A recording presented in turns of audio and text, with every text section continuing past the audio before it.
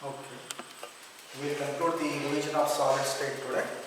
So, in the last class, we had seen the band theory, which tries to explain what is the exact structure in a conductor, then the insulator and the semiconductor or semiconductor. Now, since the gap between the two bands is very small in case of a semiconductor, the electron under the influence of an electric field can move into the next band, and because of that it shows some conductivity, and this conductivity is so slow that it has no practical use, but it can be enhanced by mixing with some appropriate impurity. Okay, so the semiconducting materials, especially from the 14th group, are two elements, silicon and germanium. So if you can mix a little bit of an impurity in them, then the process is called as doping. Doping is nothing but mixing the semiconducting material with an impurity and enhancing its conductivity. Okay, so this doping process can be done in two ways. You can mix silicon and germanium with an electron rich impurity or electron deficit impurity. Therefore, since these are 14th group elements, right? So silicon and germanium both will have 4 valence electrons. Okay, so I told you can mix them or dope them by adding an electron rich impurity. So you can use a 14th group element, nitrogen family, 15th group, sorry, which have, you can use phosphorus. Okay, these have 5 valence electrons. Similarly, I told you can also use electron deficit impurity, so 13th group, boron family members. So again you can use your aluminum is there, boron is there. They have 3 valence electrons. Okay, so if you mix these with this, what will happen? Suppose if this is silicon, 4 bonds are there.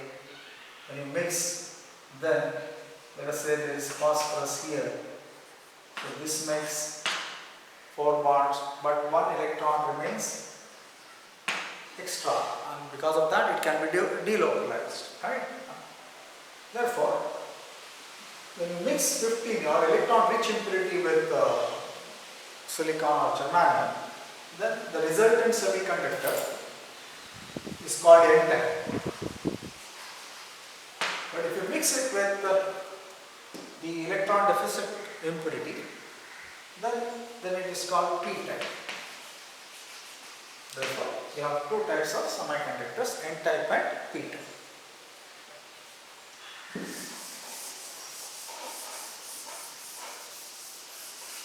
Then applications of semiconductors.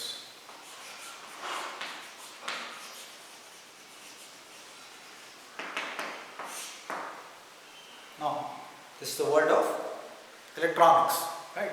So many products are available. So semiconductors are a must. Okay, so they are used in almost all the electronic things that we get today. Okay. Then there are certain things that are given to you, like for example a diode, then a transistor, then a photodiode. So diodes, are used in rectifiers, right? So what is that? They are a combination of N and P type.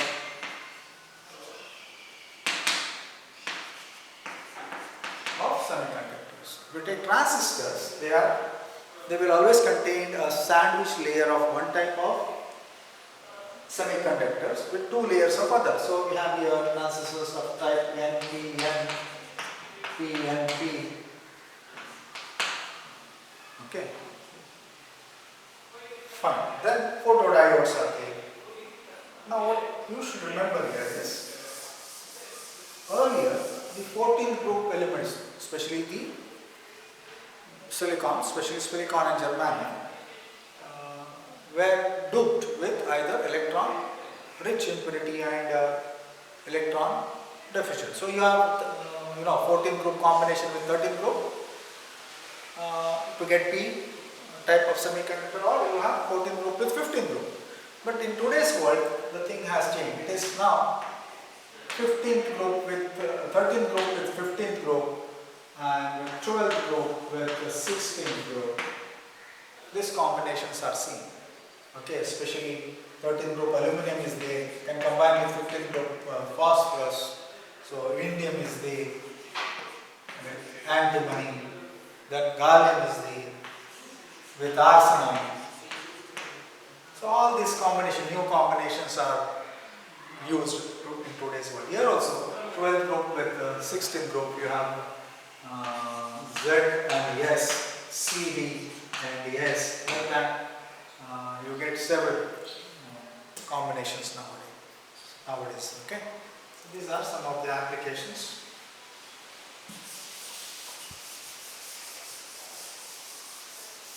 Then we come to the second property, that is magnetism or magnetic property.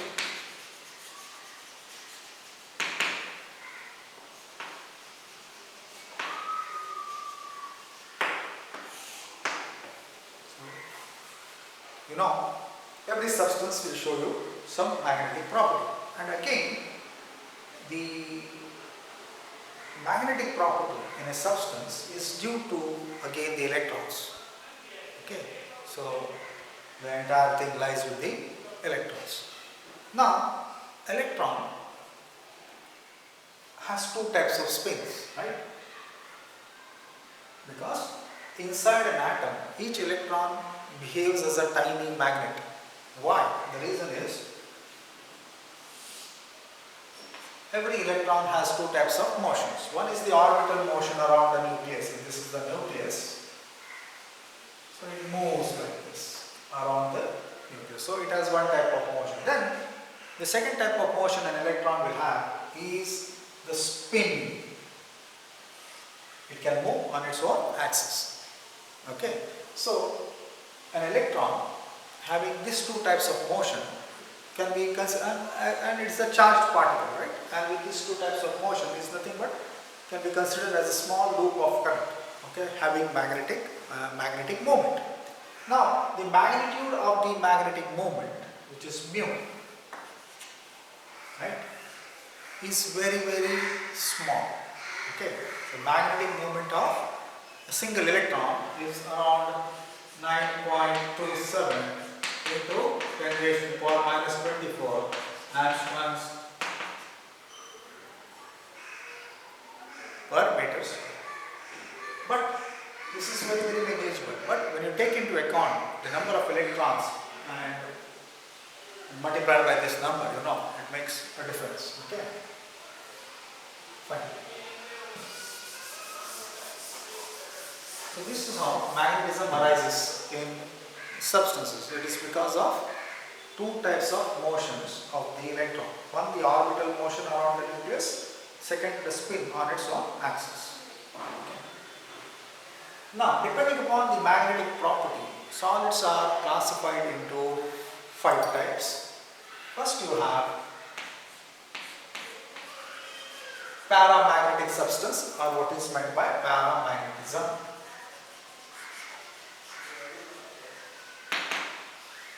Now, paramagnetism arises whenever you have unpaired single electrons. Okay. So, what are the basic features of this particular type of substance? It is weakly attracted by the magnetic field. Okay. And it gets magnetized in the direction of the magnetic field. And it loses loses this magnetic property once that magnetic field is removed.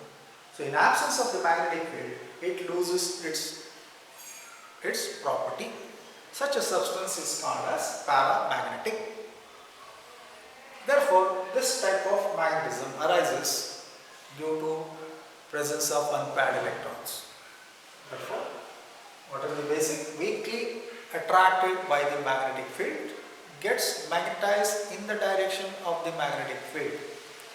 In absence of a magnetic field, it loses its magnetic property, and it is due to presence of unpaired electrons. So some examples you can remember. One is oxygen, another one is copper 2 plus ion, then you can use Fe3 plus and cobalt 3 plus. All these are examples of paramagnetic substances. Next comes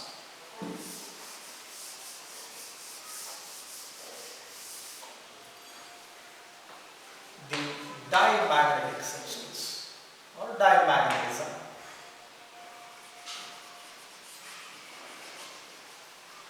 This is opposite to paramagnetism. Okay. These are weakly repelled by the magnetic field and get magnetized in the opposite direction of the magnetic field. And whenever you have paired electrons, you see this type of property exhibited by the substance. So diamagnetism occurs whenever you have paired electrons. Okay, this is due to unpaired electrons.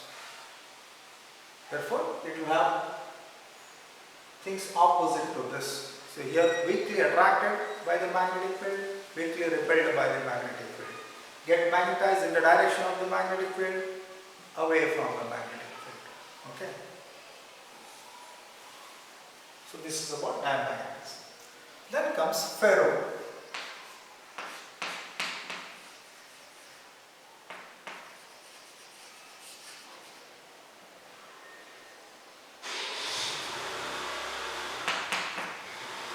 A ferromagnetic substance is strongly attracted by the magnetic field. Okay. So this is the common thing that we see normally. A nail and a magnet we play when we are children. So you see how that nail rushes towards the magnet. So this is strongly attracted by the magnetic field. And these substances can turn into magnet themselves. Okay. Even when you remove that magnetic field from them, they themselves can turn into magnets, or they can develop that attracting quality. Now this ferromagnetism is explained by domain structure. So what happens is, the metal ions will come together and form small pockets or regions called as domains. Okay, so these domains will be randomly arranged in a normal piece of a metal like iron. Okay, so let us say these are the domains.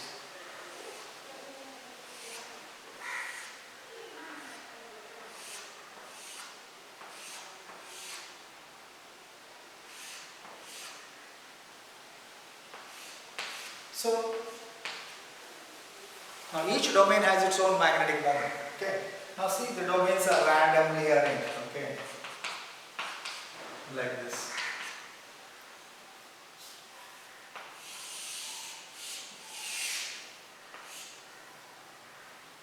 Therefore, the total magnetic moment gets cancelled out. Now, as if you bring a magnetic field, then suddenly what happens? All of them start pointing towards that field.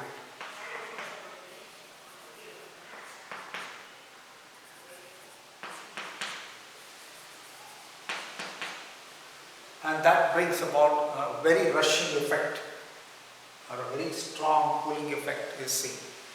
Now this ordering, see, they were randomly arranged. Now they all point towards the magnetic field. Okay. Now suppose if I remove this ordering of the domains will not change. Understood? So this is what happens in a ferromagnetic substance. The metal ions will come together and form small regions or pockets called as domains. Each domain has its own magnetic moment, and these domains are randomly arranged. But once you bring a magnetic field towards them, the ordering will change and all of them will point towards the applied field, and therefore a rushing effect will be developed. Then this ordering of the domains will not change even though you remove the field from it. Okay. Fine. This is a ferromagnet, most commonly seen magnetic property. Then the fourth one is anti-ferro.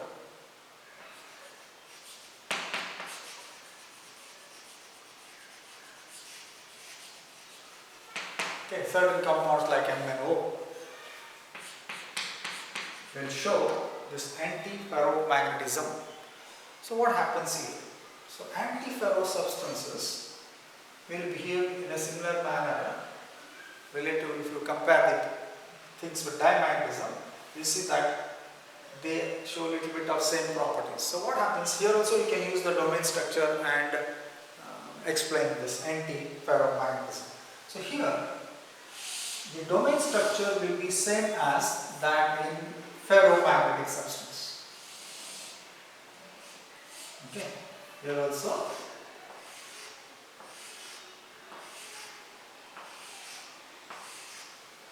okay, but the arrangement will be such that it will be opposite. So if one is down, the magnetic moment of one is pointing up, another will be down, another will be up, down, up, down. So what will happen? Total mu becomes 0, magnetic moment becomes 0. So this is the type of arrangement of domains you see in anti-ferromagnetic substance. Then the last one is ferromagnetism.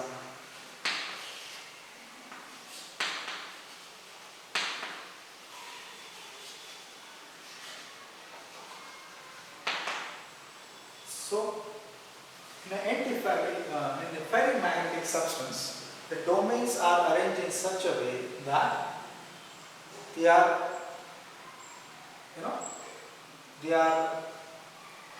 arranged in clockwise and anti-clockwise manner in unequal numbers. That means 2 will be up, 1 will be down, again 1 will be up, 2 will be down, like that. So the arrangement is in parallel and anti-parallel manner in unequal proportions.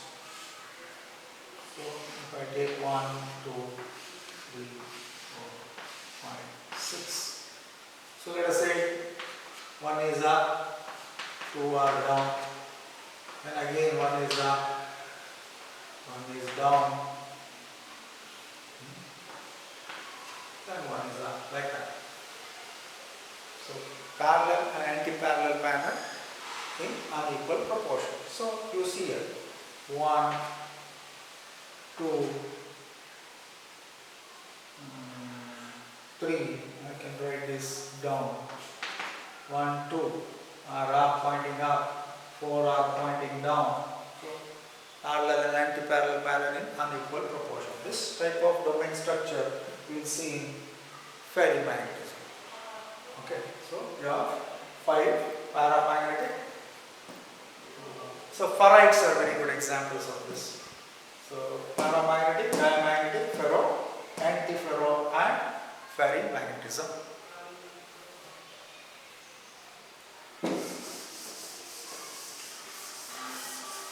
So this ends the chapter, revision of this chapter. So remember the equation. What is that? Packing efficiency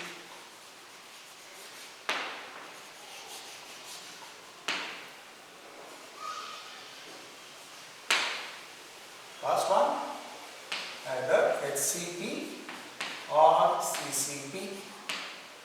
Second, BCC. Third, simple Q.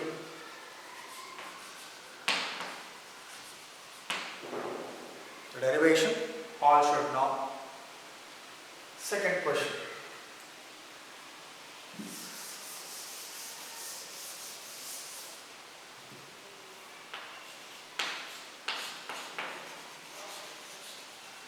One problem you will get. Okay. D is equal to Z into M divided by AQ into NA. This formula.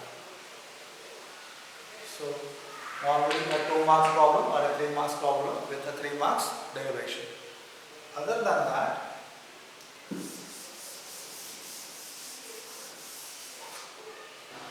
question can be on defects. So one is difference between Frankel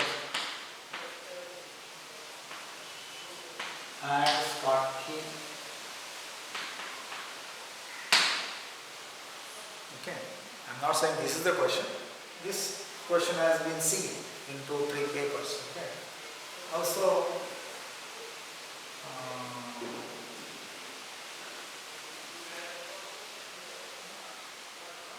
imperative effect.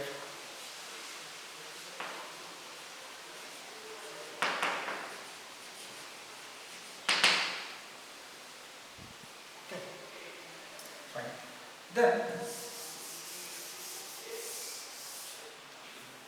coming to magnetic property.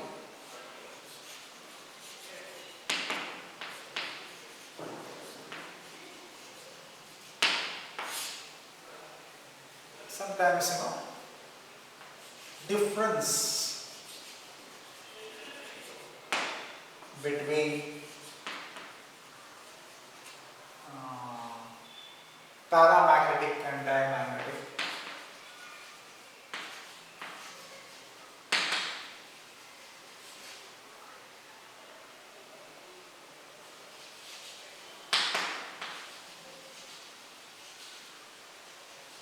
This question is asked. Also about ferromagnetism.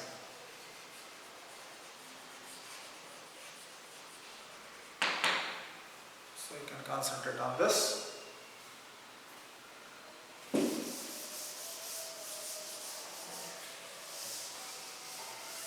Then there is one more question. Difference between crystalline and amorphous solids.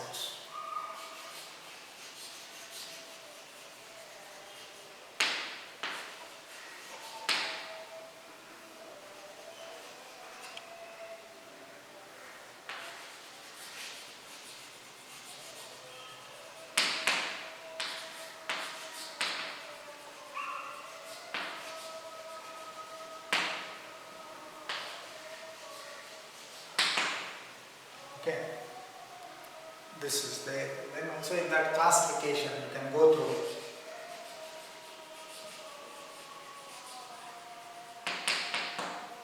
of solids,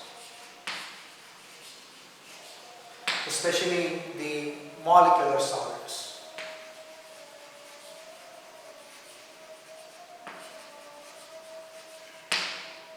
Okay, non-polar, polar and hydrogen bond.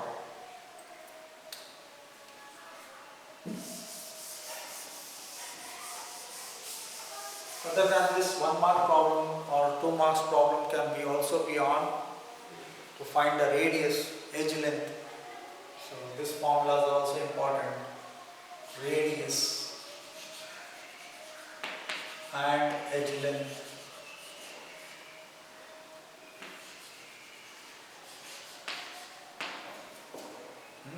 Of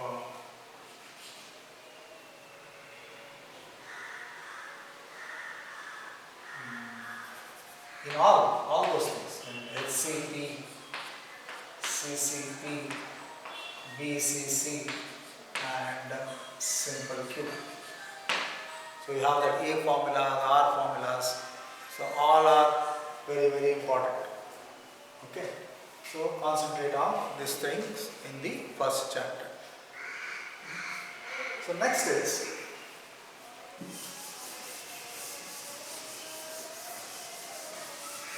we forgot to mention about magnetic moment. Magnetic moment. And what is that? Mu is equal to square root of n into n plus 2. Right? Where n is number of unpaired electrons.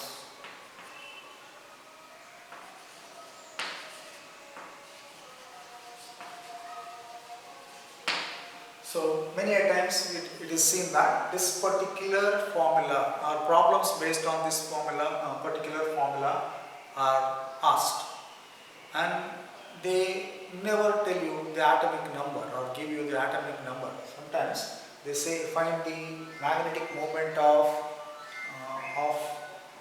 a trivalent ion or a divalent ion or a monovalent ion having atomic number this or that. Okay. Therefore, n represents number of unpaired electrons in this formula. So this is one mark or 2 mark question that is often asked as far as chapter 1 goes. So I have summarized this chapter again, and I have told you which points are very, very important. So concentrate on those points. Okay. So this is the revision of chapter 1, that is solids. So we will take up other chapters one by one. So what I am trying to do now is I will send problems in the group, because every time I can't write here now. So I will solve problems. You should have those questions or problems in front of you so that I can solve them one by one. So in the group I will send the problems and we will solve them on the board here. We will do that in the next period. Okay? ಆಯ್ತು ಬಂದ್ ಮಾಡಲ ಎಷ್ಟು 2 ನಿಮಿಷದ್ದು